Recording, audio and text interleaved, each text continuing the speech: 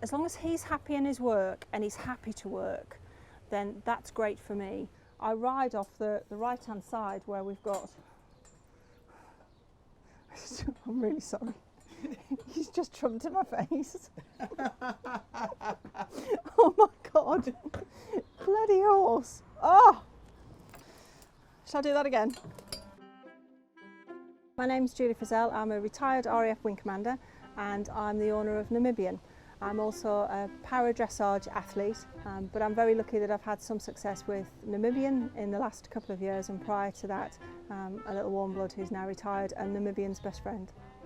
He will quite happily stand with you all day, if you, well, thank you, it's a thank you, if you were to pay him any attention. And he is the gentlest person around our two granddaughters. He is just the gentlest person ever. He will stop eating so that he could have a little bit of a scratch. Is absolutely adorable in terms of backing into you.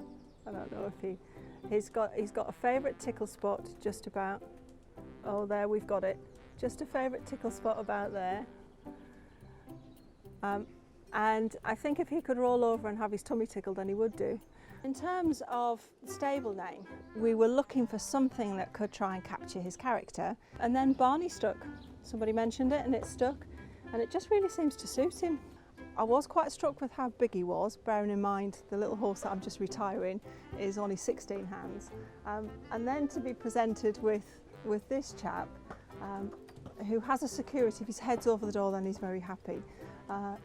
To then be presented with him, as if on cue, was a bit of a surprise really. But Joe had said he was safe. All I'd said was because of old dodgy arm, I just need them to be able to be sensible on the ground, and anything else I could compromise with, certainly in terms of their dressage development and where they were in their training. I was in my early 20s, so about 20 years ago now. At the time I was in the Air Force, I was a flight lieutenant, and I was eventing. I was allegedly quite brave. Evented up to about intermediate level, and I'd gone for trials for the British eventing team to be longlisted. On the course there was an army horse that one of my friends was struggling to jump, Trakehner. Not a particularly difficult fence, not particularly big, thought nothing of it. She asked if I'd sit on it, see if I could help. I did. Unfortunately, I had a rotational fall over the Trakehner.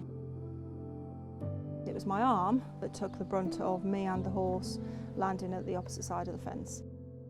The NHS were amazing. They rebuilt my wrist, and I had plates, screws and a series of mechanics in there, but over time it disintegrated, which means my hand's permanently partially dislocated.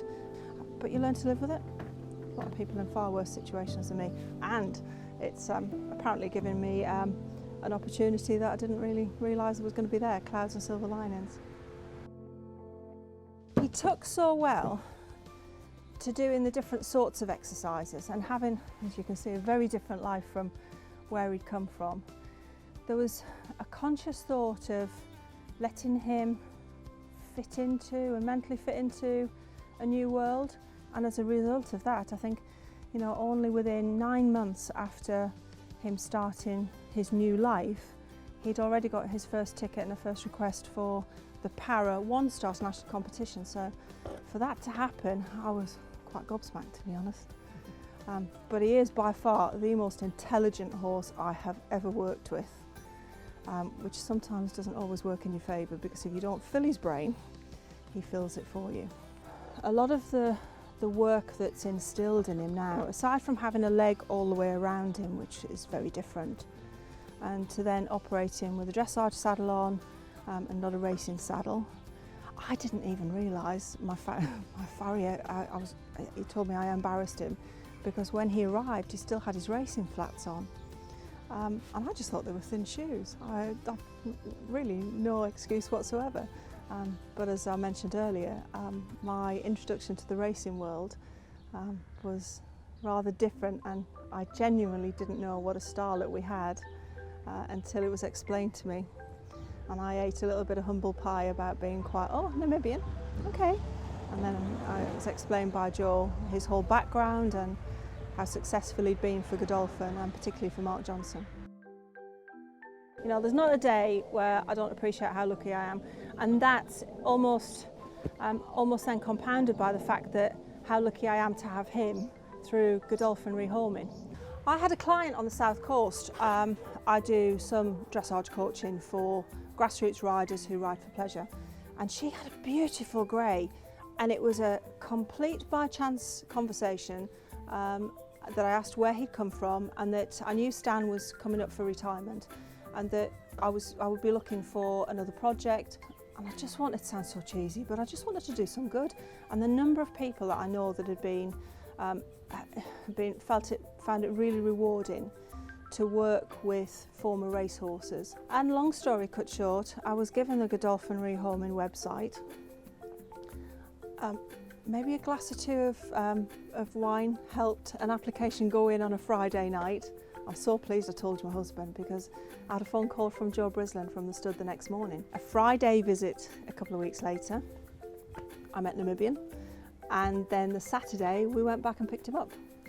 So he was Joe had prepared 3 or 4 horses for us to have a look at once I'd submitted my CV and my references. But I didn't even sit on another horse. I rode him.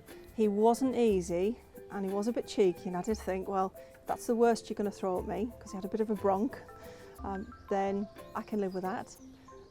And in fairness, he's only had, I would say, 2 moments in the 2.5 years that we've had him. They were fairly spectacular moments, and I learnt some acrobatics, but in fairness, anything that we have thrown at this horse, he's absolutely coped with and been a pleasure.